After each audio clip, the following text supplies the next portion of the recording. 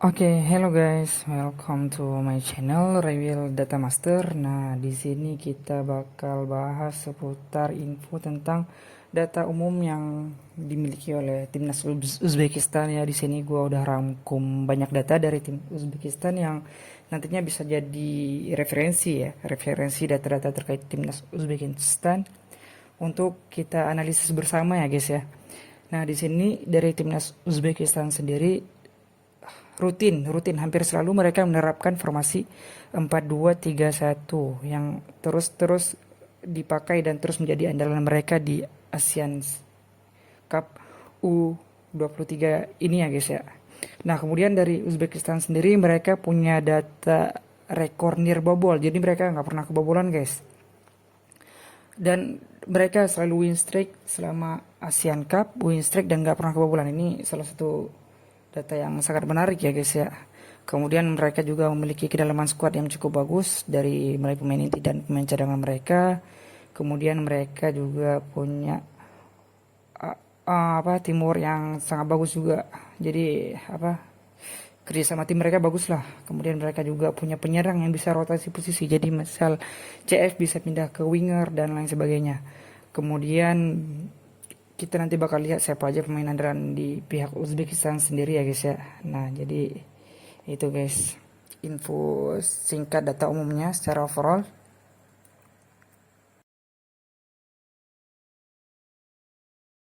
Oke guys, mari kita langsung aja menuju ke data pertama kali ya.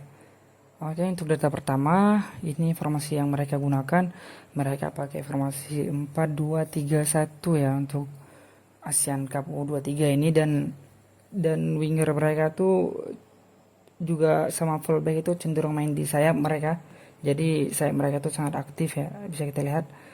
Kemudian untuk data-data bukti bahwa mereka sering main di sayap ini bisa kita lihat bareng-bareng ya di ya di Google. Nah, ini dia udah gue sediain dan kalian juga bisa lihat sendiri. Mulai dari lawan Arab Saudi mereka 4-2-3-1 dengan skor 2-0. Kemudian ada lawan Vietnam juga pakai 4-2-3-1 ya guys ya. Kemudian lawan Kuwait juga gitu, juga lawan Malaysia juga gitu. Jadi secara overall bagus banget. Formasi yang mereka pakai itu 4-2-3-1, itu formasi lebih yang lebih condong ke arah menyerang ya guys. Jadi secara serangan mereka sangat kuat.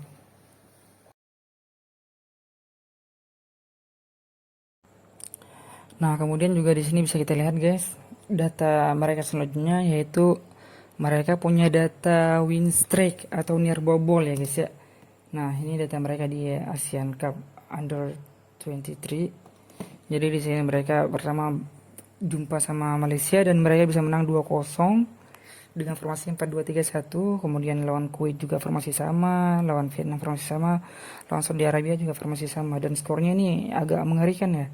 Lawan Malaysia 2-0, lawan Kuwait 5-0, lawan Vietnam 3-0, lawan Arab Saudi 2-0. Tapi dibalik rekor kemenangan mereka ini ya, di grup mereka ini tim-timnya cenderung agak biasa aja ya guys ya. Kalau Indonesia sendiri justru malah lebih horor guys, karena di sana kita punya Qatar sebagai tuan rumah yang banyak kontroversi, dan juga di sana ada Jordan dengan gameplay yang bagus dari mereka sendiri ya. Juga Australia, itu menurut gua itu Australia tim yang paling OP sebenarnya guys. Cuman mereka minus di finishing aja, finishing mereka sangat-sangat kurang ya. Jadi bahkan Australia bisa kita kalahin dan juga Korea bisa kalahin. Jadi menurut data memang mereka di atas angin guys, tapi secara gameplay dan keseluruhan Indonesia bisa menang dengan tim-tim papan atas guys. Itu lebih keren menurut gue ya. Nah, itu untuk data nirbobolnya guys.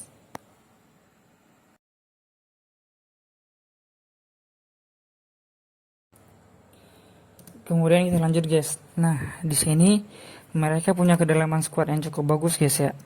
Nah, di sini bisa kita lihat bukti kedalaman squad mereka sangat bagus. Di sini bisa kita lihat sama-sama guys. Sampai hampir seluruh pemain mereka itu punya match 2, 3 atau 4 game guys. Jadi hampir rotasi yang mereka lakukan antara pemain inti dan pemain cadangan itu hampir rutin guys.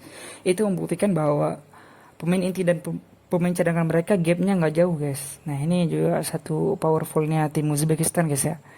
secara timurnya bagus, juga pemain inti dan cadangannya bagus. Tapi gue lebih lebih ini lebih menurut gue lebih bagus data lebih bagus ini pemain inti dan cadangannya tim Korea. Jadi Uzbekistan nih boleh-boleh lah. Tapi kalau Korea itu benar-benar rotasi overall. Jadi mungkin Uzbekistan masih di bawah Korea lah. Cuman improve improve gameplay Uzbekistan ini bagus banget guys. Mulai dari timnas senior sampai timnas U23 ini benar-benar berkembang mereka. Sebenarnya kan mereka jarang kita tahu ya ini negara apa sih gitu. Tapi emang permainan bolanya ini udah bagus mereka. Nah bisa kita lihat nih kedalaman squad mereka mulai dari kiper juga ada nih pergantian kiper dan ini inti guys nggak mungkin kiper diganti ya. Di sini ada defender di mana defendernya hampir dari 8 defender hampir semua main nih guys nih. Hampir semua main, ada yang 2, ada yang 3, ada yang 4. Juga gelandang nih ada dari 6 nih main. Kemudian di posisi forward juga ada banyak nih 6 pemain. Jadi gue rasa kedalaman squad mereka cukup bagus guys.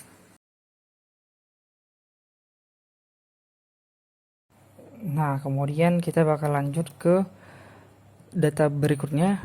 Nah di sini timnas Uzbekistan sendiri punya timur yang bagus guys. Bisa kita lihat di data yang udah gue rangkum di sini. Mereka punya ball possession dan passing akurasi yang bagus. Juga jumlah passing yang tinggi guys, cenderung tinggi nih. Cuman ya kita di gua bilang ya grup mereka itu grup yang cenderung gak terlalu sulit, dimana tim-timnya mungkin gak sehoror Australia, Jordan dan Korea ya. Jadi mungkin statistik yang tinggi ini bisa dicapai dengan tim-tim yang ya nggak terlalu sulit lah. Jadi dengan tim yang nggak terlalu sulit mereka bisa capai statistik yang segini bagusnya. Jadi bisa kita lihat di lawan Malaysia mereka dapat possession 59 dan passing akurasinya 87% guys dari 519. Juga ada possession lawan Kuwait 72%, ini dominasi banget guys. Passing akurasinya juga 87%. Ini gua datanya resource-nya dari Google. Juga ada lawan Vietnam 64% dan passing akurasinya 87%. Kemudian juga lawan Arab Saudi. Nah ini ketika lawan Arab Saudi possession mereka berkurang. Bisa jadi karena mereka unggul duluan jadi Arab Saudi menyerang. Gua belum analisis sepenuhnya match Arab Saudi, tapi di sini bisa kita lihat possessionnya berkurang, tapi passing akurasinya juga masih agak tinggi di angka 71% ya. Kemudian juga bisa kita lihat bukti dari timur mereka bagus. Ini guys, bukti dari timur mereka bagus. Mereka sendiri punya rekor gol dan assist yang dicetak secara merata oleh seluruh pemain mereka guys. Jadi di sini gak ada pemain yang begitu menonjol dalam hal mencetak gol atau memberikan assist, tapi secara keseluruhan mereka bisa nyiptain assist guys, assist dan gol. Itu membuktikan bahwa timur mereka bagus secara operan, passing dan koneksi mereka ya. Chemistry mereka itu bagus sehingga mereka antara passing dan gol itu udah terkonek, jadi udah nyatu guys, sehingga mereka untuk tahu arah passing dan arah pergerakan teman-temannya udah pada tahu, sehingga mereka bisa dapat gol dan assist secara merata, juga dapat ball possession, juga passing akurasi yang tinggi. Nah ini juga satu hal yang menarik ya dari data Uzbekistan sendiri.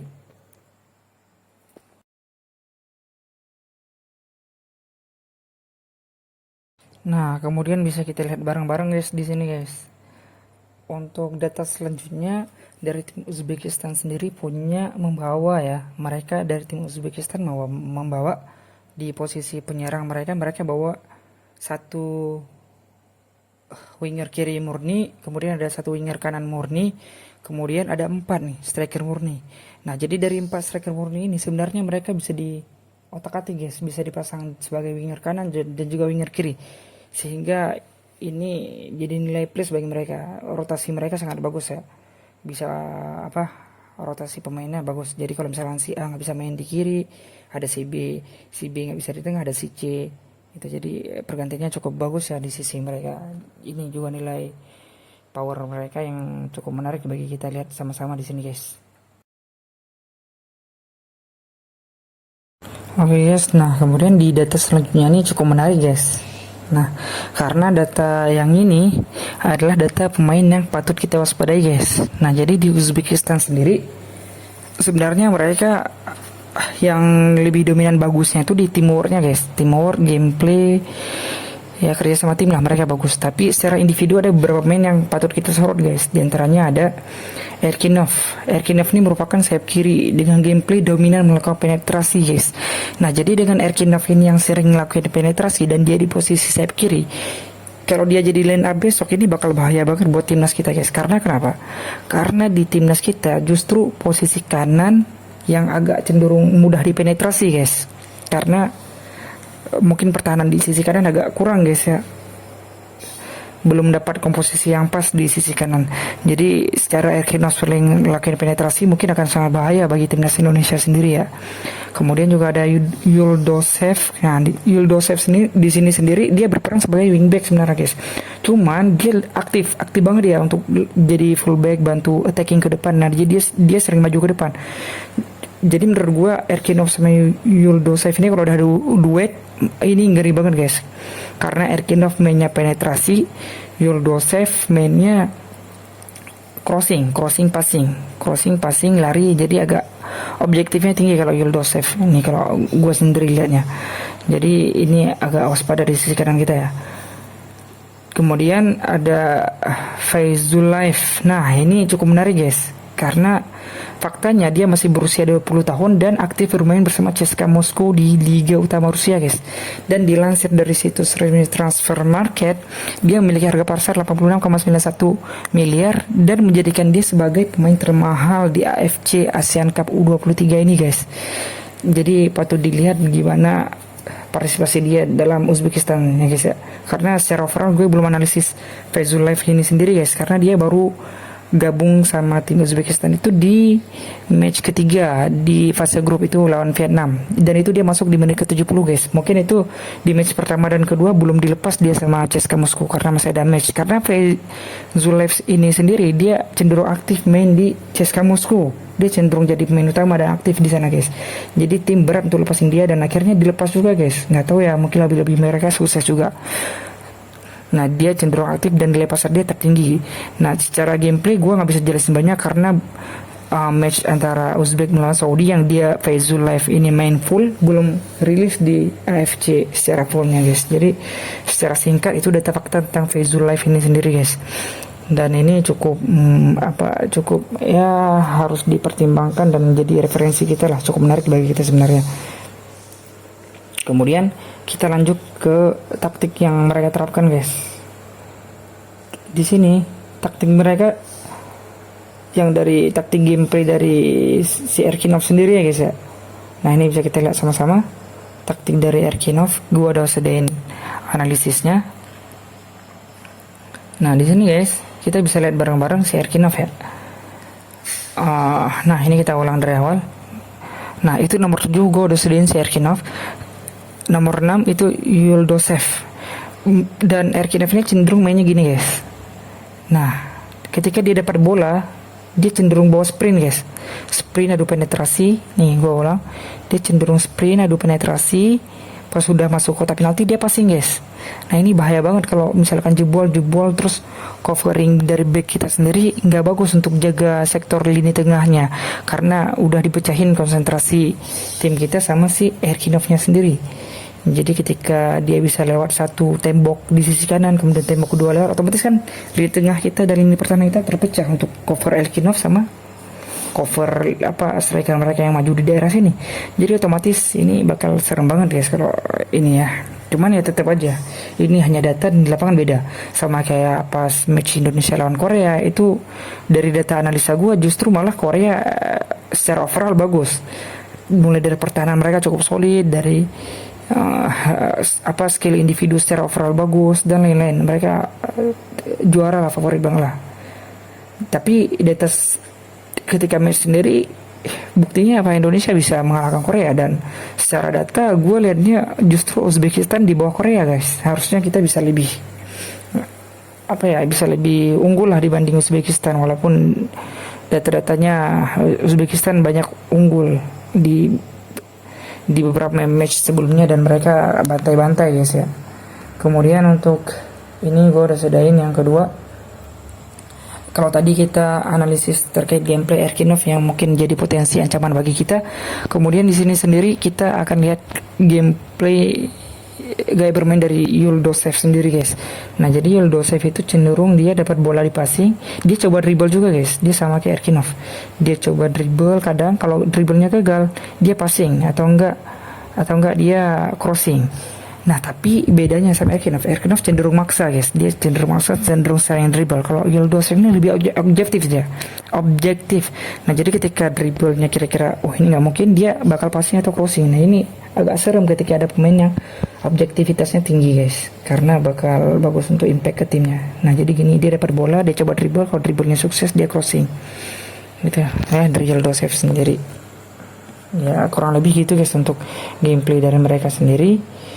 Kemudian kalau misalkan kita merujuk ke data tadi, ya kurang lebihnya itu data umumnya. Untuk gameplay lebih lanjut, gue udah analisis juga gameplay dari Uzbekistan lebih lanjut. Nanti kita bisa lihat sama-sama ya guys ya. Kita bisa lihat sama-sama. Ntar bakal gua spill di part 2 nya.